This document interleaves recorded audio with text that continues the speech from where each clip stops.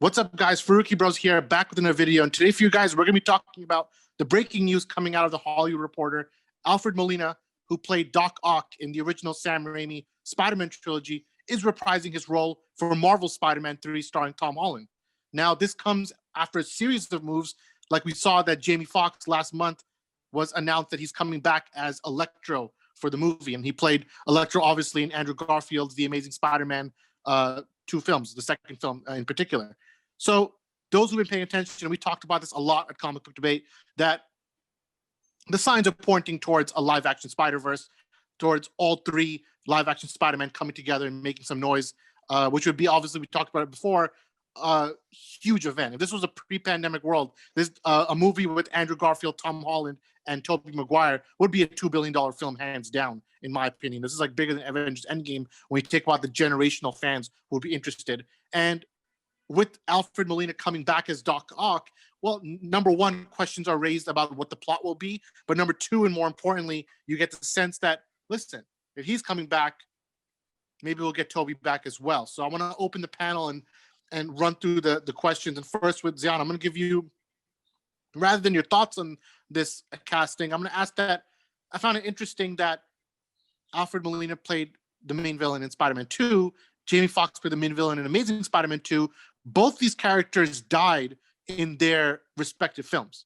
So what is the angle here? Let's say they're coming back and they're playing the same characters they did back then. Are we looking through a scene where Doctor Strange opens a hole through time and it's like right before they die, they get pulled out or something? You know, like Doc Ock's in the river about to drown, and that's the time where he gets pulled into the MCU. So like, how do you see that unfolding? You know, it's interesting because it all depends because, for example, for Doc Ock, by the end, he kind of gained control over the arms and the technology. So he became kind of a good guy, and he obviously saved everybody by drowning the fusion engine into the river. So if you get him at that point, why would he suddenly become a villain in the current MCU Spider-Man universe? I think either it might not necessarily be that it's the exact same Doc Ock. If it is, obviously it'll be from some time prior to him suddenly becoming a good guy again at the end. But I think it's just more that it's a Doc Ock from another universe or like an alternate Tobey Maguire universe, not necessarily the exact one that we were following, though obviously that would be the best case scenario. But in terms of story, getting him at the end, it wouldn't necessarily make sense, especially if they're trying to make him into some kind of villain role for the film. And that also plays into how big of a role will he have and how big of a role will Electro have in this film? Will it just be a few seconds or just a couple of minutes or just them swinging through different universes so you see them obviously so they're the same actors? We don't know what kind of capacity they're doing that in, so that all plays into what kind of role or how they'll be presented in the new movie. I think from my understanding, you don't announce these big splashy moves at the Hollywood Reporter or Deadline with it just being a cameo. So I seriously doubt that either one is going to be a cameo. I think they're going to be playing major villain roles in this movie. We still haven't heard who the main villain is going to be, but we know Doctor Strange is a huge part in this film as well. So something to do with opening the multiverse is happening, with the fact that Sam Raimi is coming back to direct Doctor Strange 2 right after Spider-Man 3 is done shows that there'll be some lingering effect of what Sam Raimi did with his trilogy. We heard some rumors, still unconfirmed, that they're thinking of bringing back the same Mary Jane from the original trilogy as well. So there's a lot going on, but at the end of the day, what people most care about is the two Spider-Men. And that's what I'm going to transition to you, Umar, because for you, I mean, both Andrew and Toby hold a place in your heart because you grew up with those films, especially Toby. And you've said multiple times that you actually enjoyed their interpretations more than Tom Holland, though he's doing an okay job with what he's given. There's something about those OGs that speak differently. So with Alfred Molina being confirmed, Tobey Maguire is looking more and more likely. So tell me how you'd feel the moment you see Tobey Maguire come back, and how would you like to see him come back? Like, is it like an older Tobey Maguire post Spider-Man 3, or are they going to bring him back from that prime era? What do you think? Well, seeing him come back would be freaking amazing. First of all, it would be like Christopher Reeves being Superman again, I think, for a lot of people. So I think that bringing him back would be an excellent step for the MCU to kind of go into their next phase of movies. As far as which like the time that they're gonna choose. I actually think it'd be cool to see an older Spider-Man because it's the one Spider-Man we really haven't seen. We already got a chance to see him in his prime. We haven't seen an older kind of Spider-Man except in Spider-Verse. So which is I think is gonna be kind of like a concept that they're gonna look at. So yeah, I think having an older Toby come back would be cool to see just because we haven't seen that. And then obviously Andrew Garfield, who I think is the best actor of all the actors that's played him, even though Tobey Maguire is my favorite Spider-Man.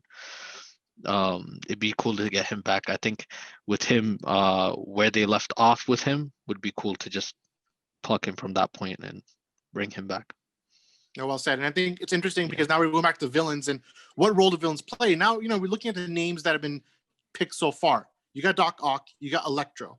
From the Spider-Man movies that's already been in the MCU, you've seen Vulture, and now we've seen Mysterio, right? And then you have, of course, Venom, Morbius, from the Venom side of things, which, you can make the case that if Toby and Andrew's universes are colliding, why wouldn't Venom's universe collide as well? We know a big thing Sony's been wanting is to pair up Tom Holland with Tom Hardy to have the Venom versus Spider-Man showdown. So, Samir, do you think we're headed towards a Sinister Six type thing where it's like Sinister Six from a different multiverse, different villains from areas? Like, how do you see these villains are going to be used in Spider-Man, which is trying to be the most ambitious Spider-Man movie yet, probably?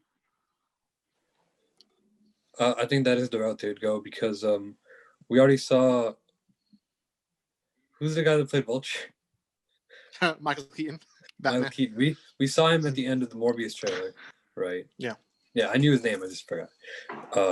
So I think they would, make a whole big multiverse and to bring all the villains together. It would be really cool. And maybe instead of just Sinister Six versus one of the Spider-Men, it would be Sinister Six versus all of Spider-Man.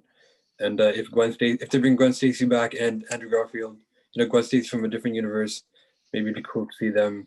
If they cast Emma Stone again, it'd be cool to see their reunion. Yeah, and honestly, I'm thinking about iconic moments in superhero world, and we had Marvel did a very big iconic moment. Go ahead. They should get Kingpin from Daredevil. That'd be sick to see. Like if you're gonna go all out, you might as well go crazy with it.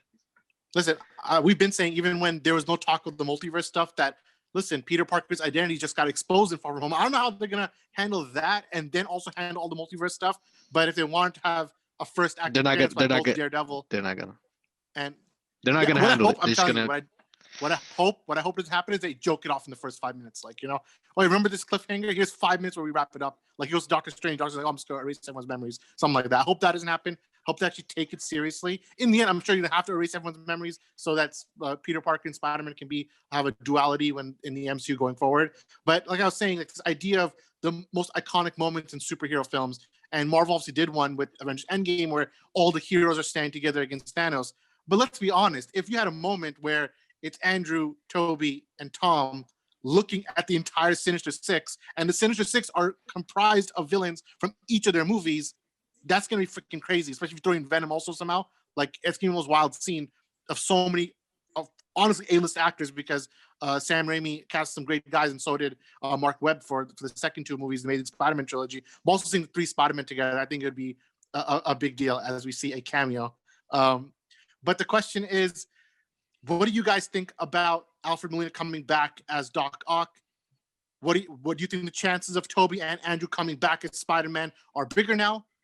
Where do you even want to see this Spider-Man trilogy go and end as we go forward to Marvel Phase 4? Let us know in the comments below and join the debate. From myself, from Zayan, from Umar, and from Samir, we're the Farooqi Bros. We'll see you next time. Peace out.